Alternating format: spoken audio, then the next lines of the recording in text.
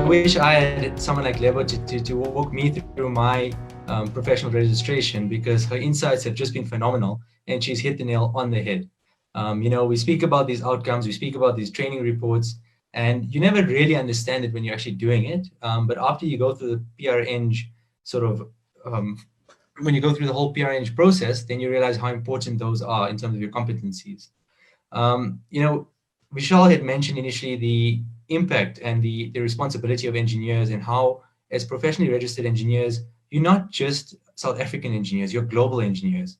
And a number of my colleagues are working all around the world doing amazing things. And, your peer eng registration really unlocks these potentials for you.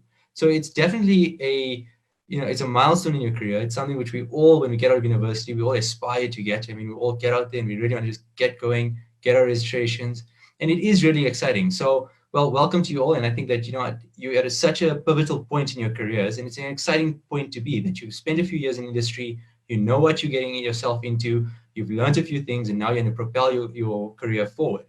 So I'd like to start off by telling you that, if you look around the room you're in, or you look around the building you're in, we all have an inherent trust in engineers, an inherent trust in structures.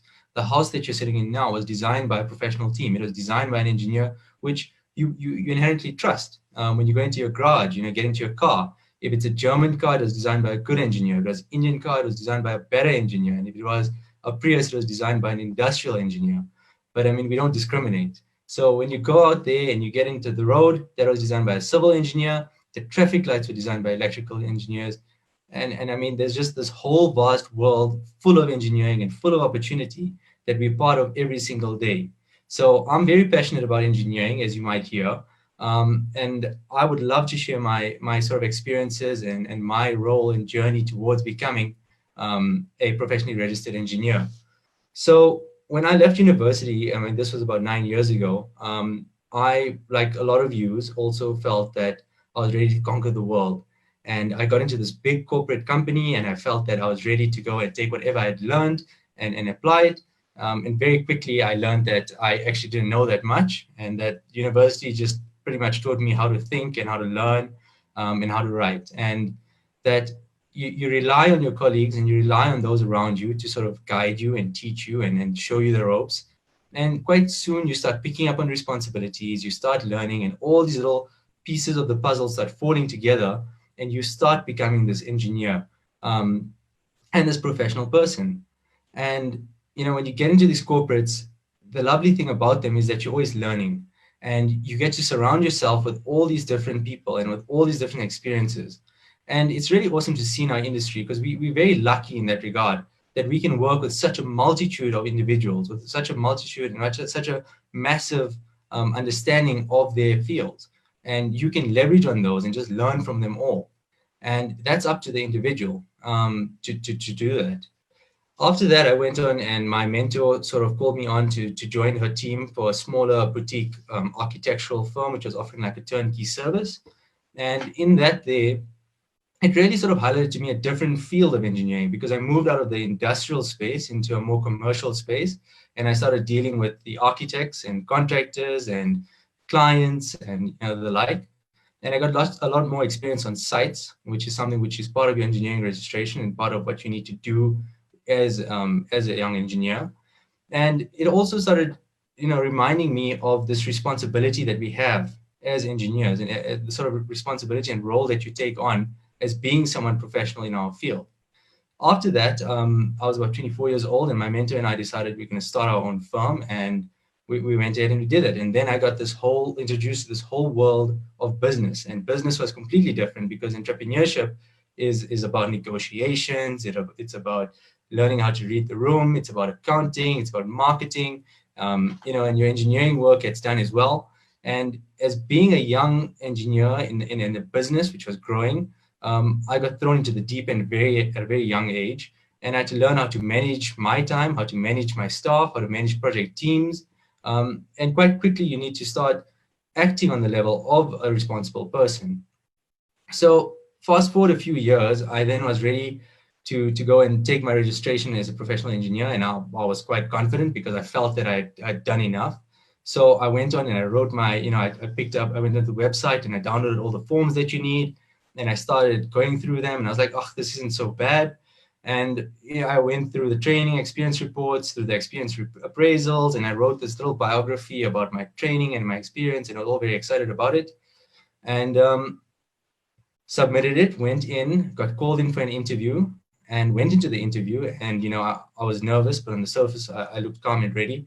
But when I went into it, I was completely taken aback because they started asking me questions about industry knowledge and about a whole variety of things, and it was intimidating.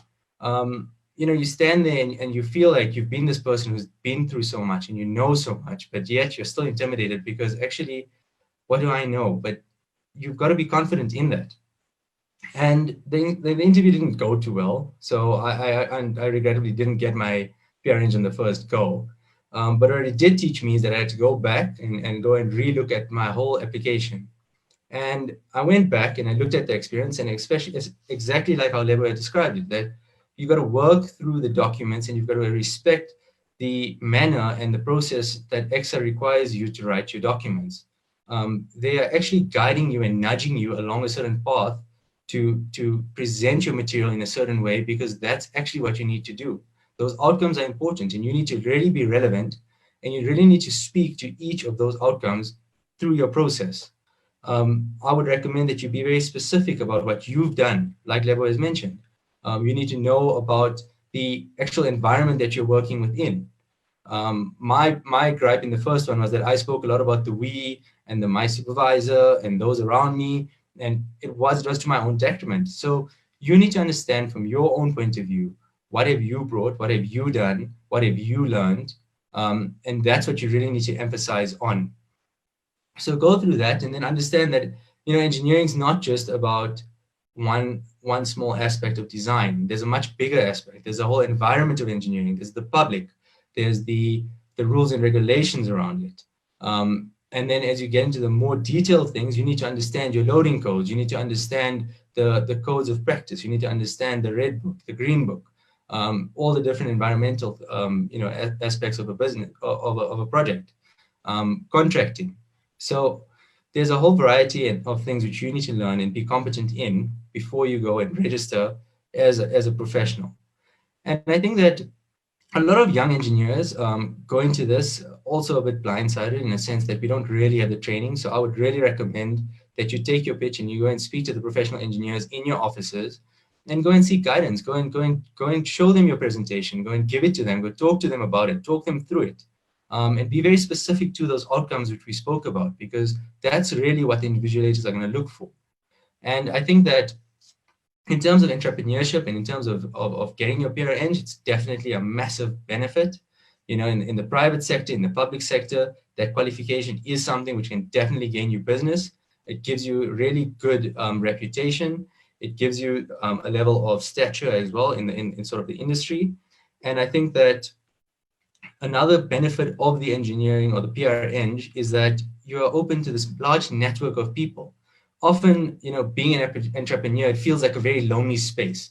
And my business partner and I often talk about, there's just so many new projects and so many new things happening, and we just need help. And the lovely thing about being a PRN and having PRNs around you is that you can always leverage and throw ideas off each other, because your common goal is to be responsible. It is to design something which works. It is to design something that's fit for purpose. It really is to just deliver the best product that you can for your clients and for the public. That public interest is really important. So on that note, we also speak about professional liability. Now, if you don't register, you can't actually get the same sort of professional liability. And that's why it's also really important, if you want to go into your own business, to get that professional registration. And I think that as engineers, we need to form these societies and we need to build these relationships. And I think that we mustn't feel alone. There's so many of us out there, and we just one big engineering family. And it's really cool because we are the problem solvers. We may be the young engineers of today, but you guys are the future leaders of tomorrow. And I think that our country, our industry, and the world needs us to be on our toes. It needs us to be ahead of the game, to lead, to inspire, and to challenge the status quo, so that we can push engineering to the next level.